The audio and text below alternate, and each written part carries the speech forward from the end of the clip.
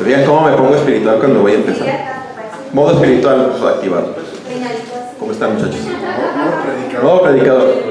Mete la panza, saca el pecho. Bueno, si recuerdan, el domingo el pastor mencionó que íbamos a estar trabajando un poquito más en la parte de la disciplina y el orden. Y el día de hoy me puse a buscar algo que nos pudiera ayudar y encontré en el baúl de los recuerdos una predicación de hace muchos años que hice, y cuando la empecé a leer dije, pareciera que la hice para este tiempo y la quiero compartir con ustedes. Vamos a ver varios puntos. Trata sobre la educación que le damos a nuestros hijos y puntos clave que tenemos que reforzarles. Estoy hablando desde la que empiezan ya a caminar. A lo mejor uno decimos, no, pues están muy chiquitos, no me entiende. Hay que reafirmar con la palabra lo que son y lo que van a hacer, aunque nos digan, ay, no, ni le digas, está muy chiquito, todavía no entiende. Dios sí entiende lo que estamos hablando y su palabra opera, entienda o no entienda. Entonces vamos a hablar un poquito sobre los hijos y algunos puntos que considero importante que reafirmemos. Ustedes reflexionen si sus hijos están conscientes de lo que vamos a hablar, y si no, pues a trabajarlo. Lo primero que les voy a decir y que quisiera yo verlo primero en mis hijos, bueno, antes que nada quiero felicitar a Donovan porque hoy entró a la prepa. Estoy muy orgulloso de ti, Moreno. Estoy muy orgulloso de ti. Ya se peina. Muy bien. El primer punto es amar a Dios sobre todas las cosas. Yo creo que si enseñamos a nuestros hijos que amen a Dios sobre todas las cosas, de ahí todo lo demás solito se va a ir dando poco a poquito. ¿Dónde lo vemos? Eso lo vemos en Mateo 22, del 36 al 40.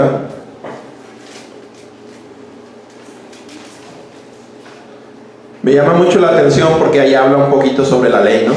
Dice, maestro, ¿cuál es el mandamiento más importante en la ley de Moisés? Y Jesús le contesta, amarás al Señor tu Dios con todo tu corazón, con toda tu alma, con toda tu mente. Este es el primer mandamiento y el más importante. Hay un segundo mandamiento que es igual de importante, amarás a tu prójimo como a ti mismo. Toda la ley y las exigencias de los profetas se basan en estos dos mandamientos. Entonces, si los enseñamos a amar a Dios sobre todas las cosas, incluso amar a Dios por encima de amarnos a nosotros, amar a Dios por encima de amar a sus hermanos, desde pequeños, yo ahorita por ejemplo estaba viendo a Jimenita en la segunda alabanza, cómo la balbucea, y es algo que está en su genética porque sus papás son adoradores. Y de nosotros más bien depende que a lo mejor mi hijo el día de mañana, yo sé que tiene el don de la música y es evidente, pero también me gustaría que se adentrara a estudiar la palabra, que conociera más de la palabra, que cuando comparta sus discipulados con ustedes, profundice un poquito más. Y eso solamente se va a lograr si damos ejemplo nosotros como papás. No podemos esperar a decir, pues que el pastor les enseñe a todos los jóvenes y a todos los niños a conocer la palabra de Dios.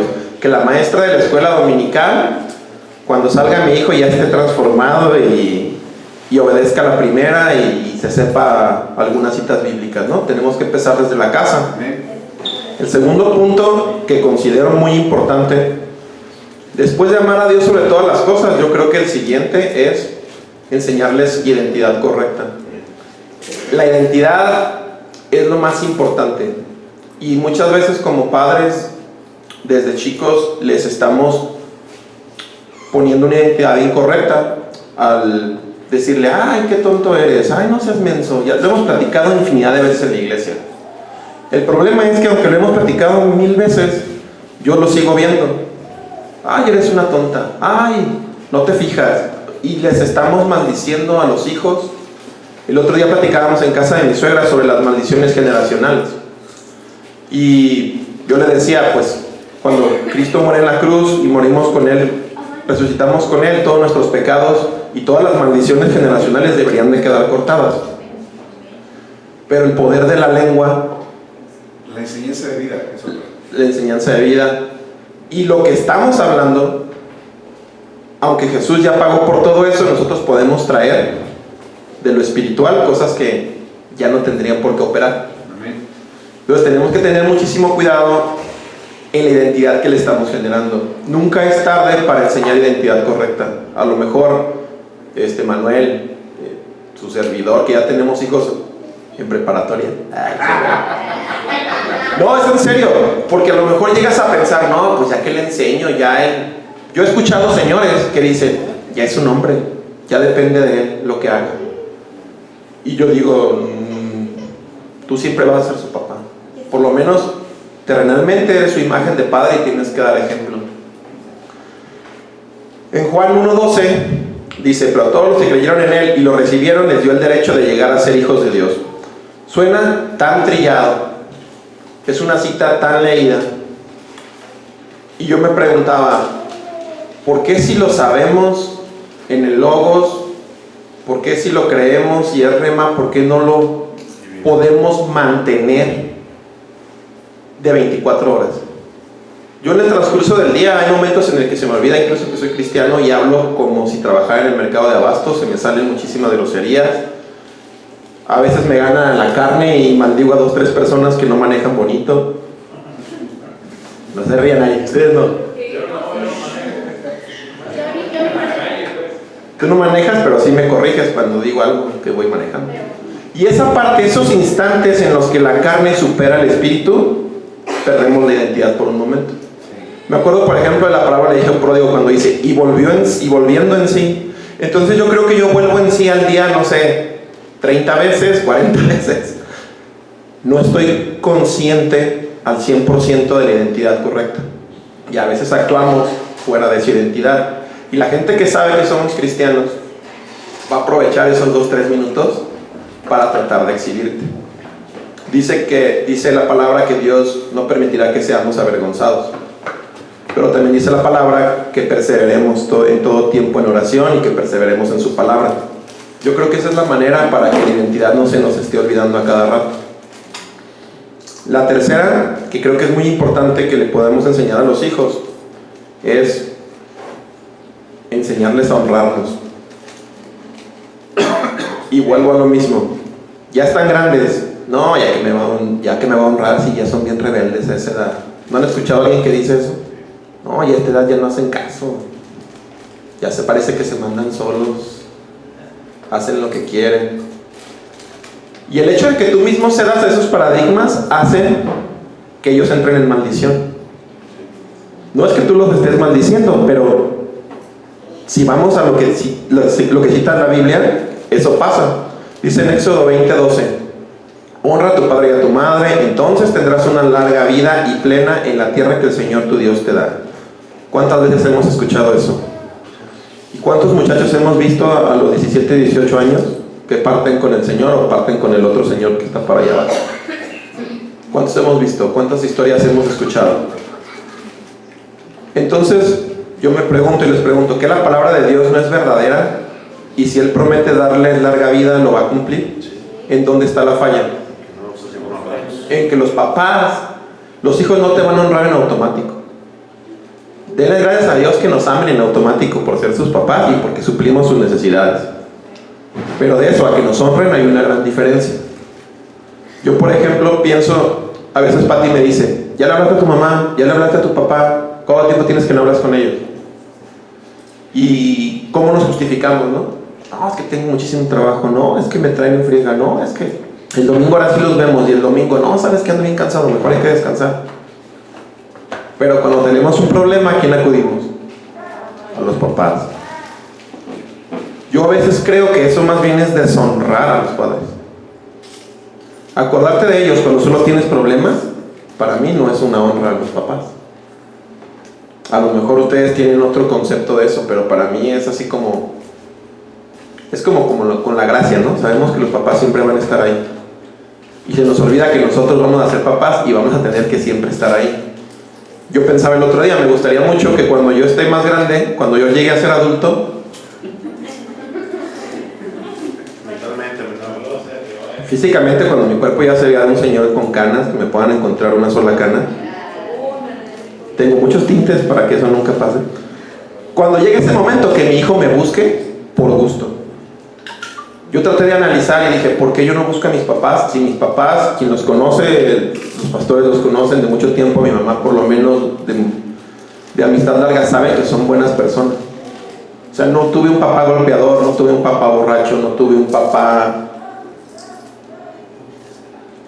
que pudiera avergonzarme de él o que le guardara un sentimiento de rencor. Entonces digo, ¿en qué parte fallo de que no soy el hijo que debiera ser? Y después de analizarlo por mucho tiempo, es que mis padres tal vez no me enseñaron a honrarlos. Ahora lo quiero entender en la lógica y decir, me conviene honrarlos cuando ya voy a cumplir casi 30 y tantos años el próximo año.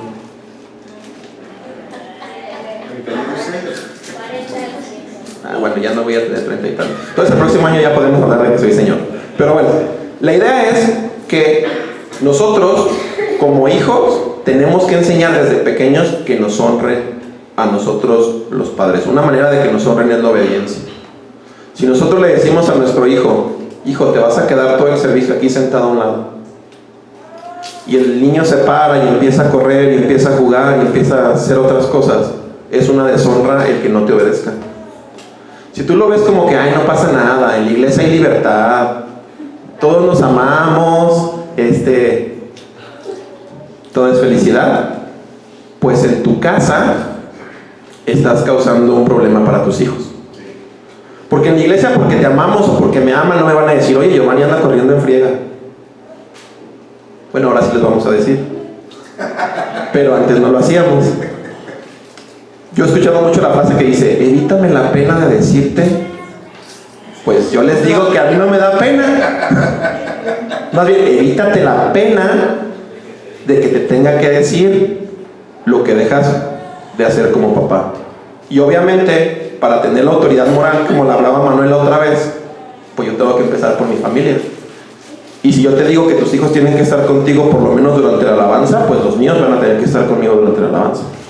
Sino con qué autoridad moral, tú puedes estar tocando, chiquito. Sino con qué autoridad moral les digo, ¿sabes qué? Por favor, tenemos que predicar con el ejemplo. El cuarto punto que quiero platicarles es sobre la disciplina por amor. Dice en Proverbios 13:24, quienes no emplean la vara de disciplina odian a sus hijos. Los que en verdad aman a sus hijos se preocupan lo suficiente para disciplinarlos. En Proverbios 29:15 dice, disciplinar a un niño produce sabiduría, pero un hijo sin disciplina avergüenza a su madre. Un hijo sin disciplina avergüenza a su madre. No lo avergüenza el pastor, no lo avergüenza Ulises, no lo va a avergonzar Manuel. Son los mismos hijos indisciplinados. ¿Y cómo vamos a enseñarles disciplina a los hijos si a veces nosotros no somos disciplinados? ¿Quién tiene un hábito, por ejemplo, de salir a correr en las mañanas? ¿Nadie? ¿En qué área somos disciplinados? ¿Qué dices? Yo he metido en la lampaguilla y yo no salgo a correr. Eso no es ser disciplinado. Es solo un ejemplo. Hay muchas cosas en las que no somos disciplinados. ¿Y saben qué? Que los hijos nos ven que no somos disciplinados. Yo me quedo jugando Xbox una noche, me dan las 3 de la mañana, nadie me gana. Entonces,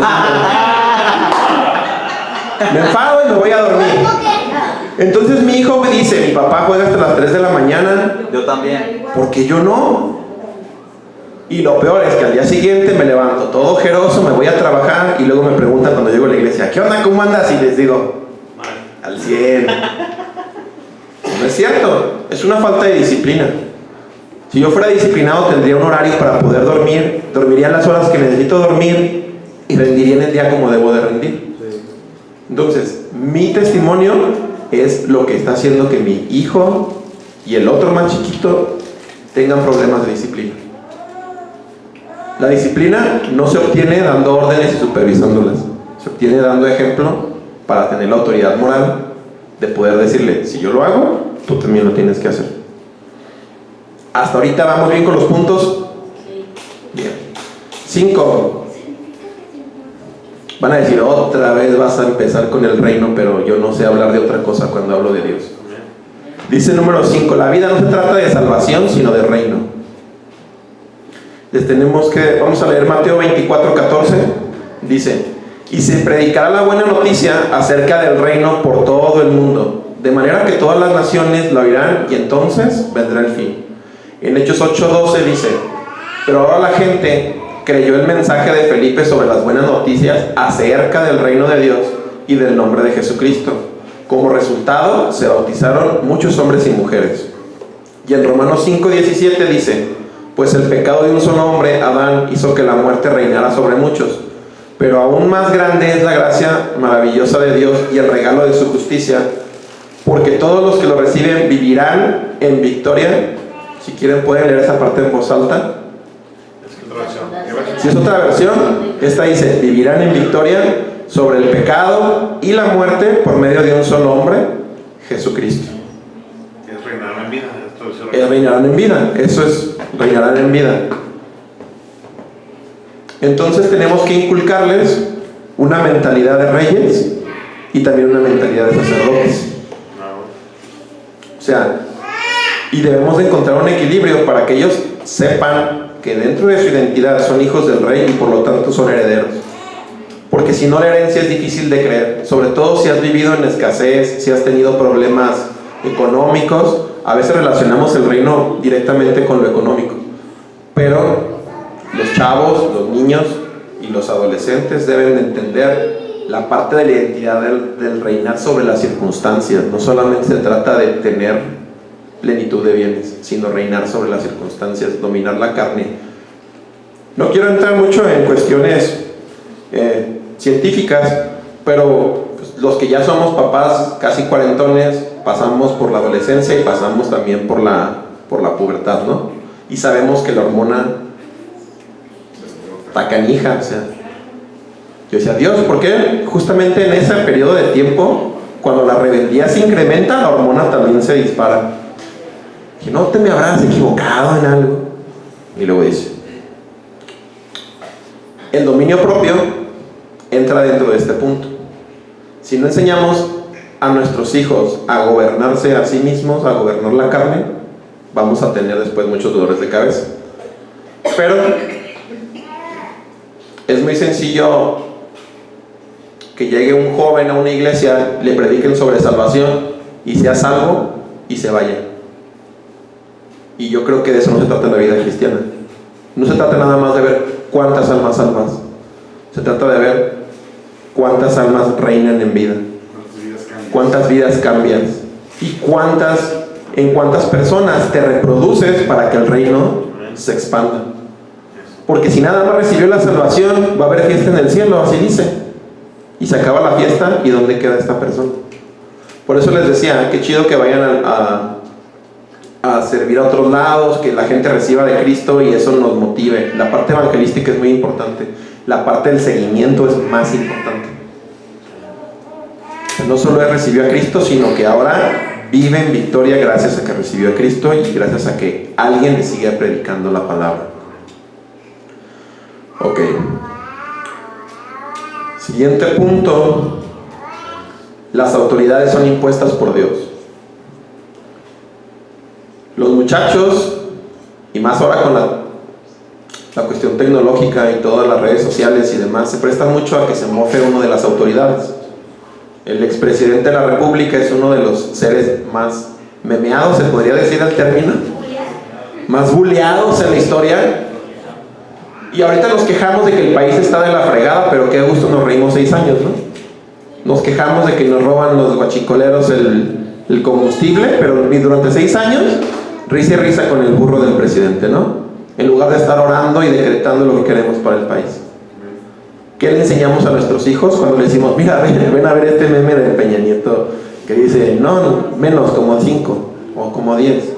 ¿Qué le estamos enseñando a los hijos? Deshonra a las autoridades. Y cuando llegan a la escuela y un maestro le diga: no, hijo, no puedes venir con esa ropa toda rota, ¿qué va a hacer el niño? No le va a hacer caso. ¿Por qué me dices cómo tengo que venir? Cómprame otra. Ni mis papás me dicen nada, en mi casa no me dicen nada. Entonces tenemos que trabajar en esa parte, ¿sale?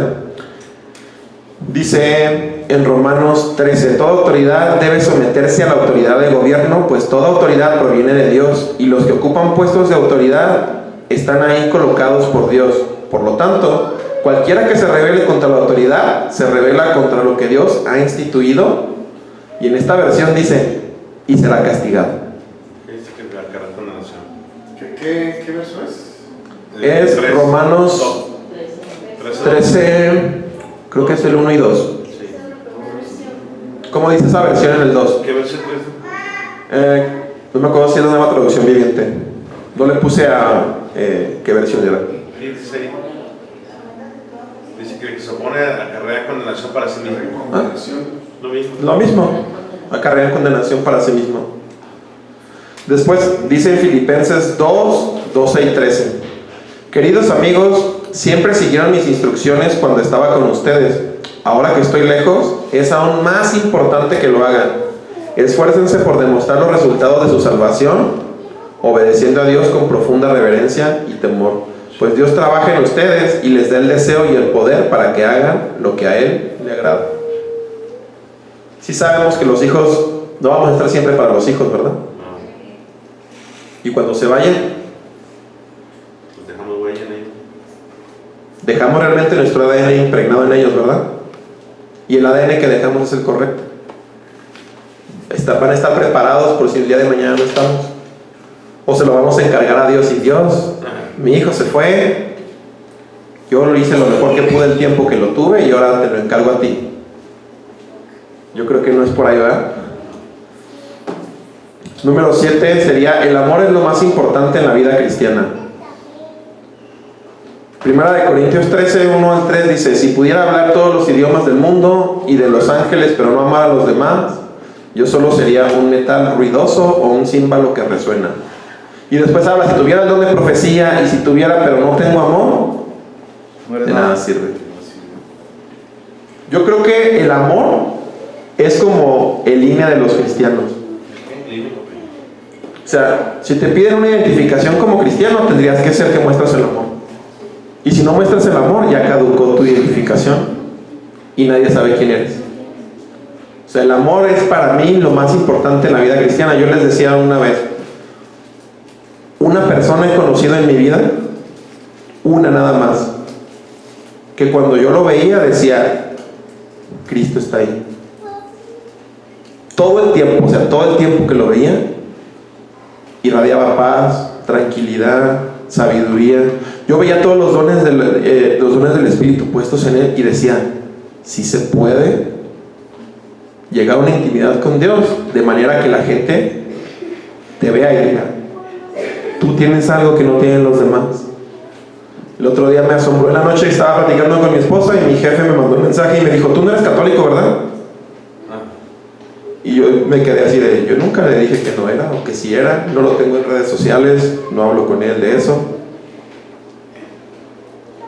Le dije, no soy católico. Me dijo, es que estoy llenando la nueva hoja de los supervisores y demás. Y le dije, está bien. ¿Qué religión te pongo? Le dije, no me pongas ninguna religión. Nada más ponle, es de los que leen la Biblia. Y me dijo, ok, chido, está chido así. Y así lo dejo. Porque a mí no me gusta que me pongan una etiqueta. Porque los mismos cristianos tenemos etiqueta. Es que este es evangélico. Es que este es pentecostés. Es que este... Y no la etiqueta debería ser el amor.